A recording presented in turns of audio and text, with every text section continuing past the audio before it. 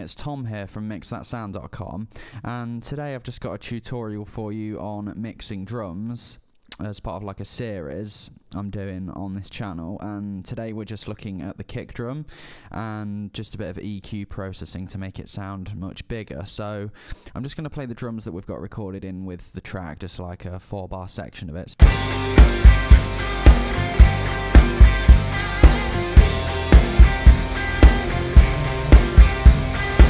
Yeah, so there we go. It's just like a basic demo of a song that I recorded for someone. I actually recorded these drums as well, and now we're just mixing them.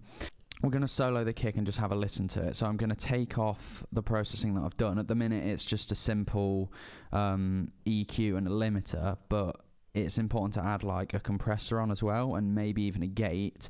So I'm going to go into that in later videos, but for now we're just going to focus on the EQ. So I'm going to take both of those off. So this is what it sounds like. Sorry, it's a bit quiet at the minute. So as you can see, it sounds like that. So that does need some sort of, drastic EQ doing to it. So what we're going to do is load up an EQ. We're going to use ProQ by FabFilter, or ProQ2.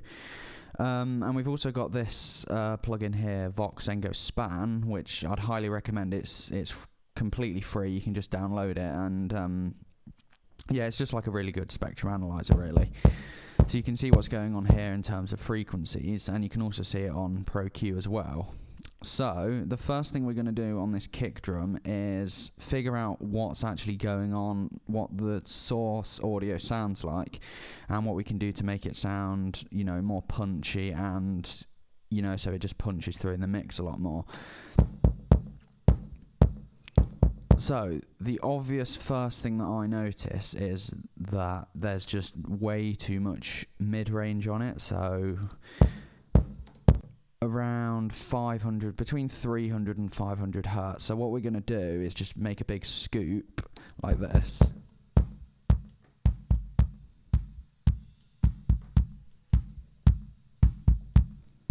Like that. I mean, that already sounds a little bit better because I'll take it off and then put it on again. So when I click this button in the top left, it's going to be bypassed, and then when I turn it off, it's going to be on. So that's before, and that's after. Now, what else we need to do is boost the low end as well. Again, this is just relative to this particular recording that I've got in here. It will change depending on the actual source kick drum you've got and how sort of good it sounds originally. So we're going to do something like that, and then just to boost the low end up, so I think this span analyzer is a little bit better. And also, what you can notice is there's absolutely no top end at all, so we need to add this in. So we're going to do something like...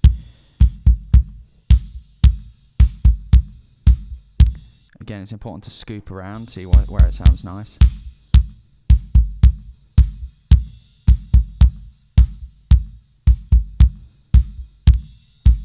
Yeah, so there we go. I think that's sounding a little bit better. But again, we need to just mess around with it, really. We might have to add quite a few different bands in and have a play around.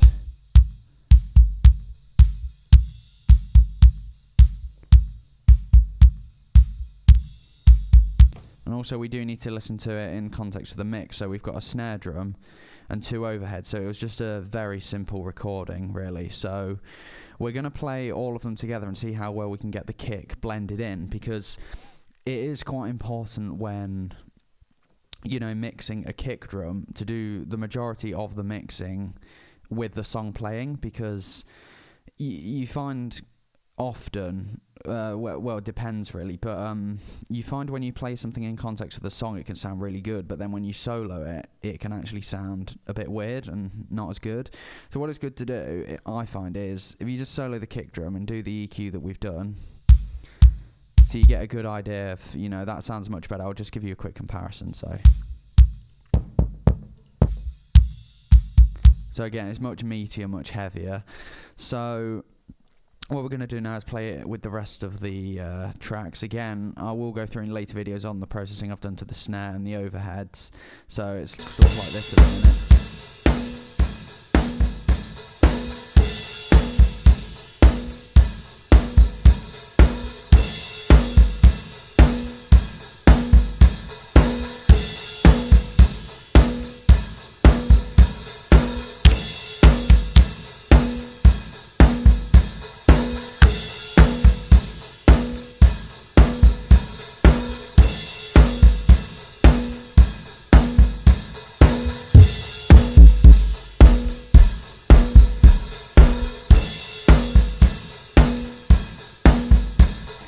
So yeah, there we go, and we're just going to play the kick on solo again. So we've got... So yeah, that's pretty much it for EQing a kick drum. So in the next video, we're actually going to go on to compressing it and limiting it. And at the minute, this kick drum does sound... It sounds good, but it's missing the kind of loudness and the... you know, the dynamic control that's going to really make it punch through in a mix. So... yeah, so that's been a tutorial on just EQing the kick drum. So in the next one, we're going to go through the compression and limiting.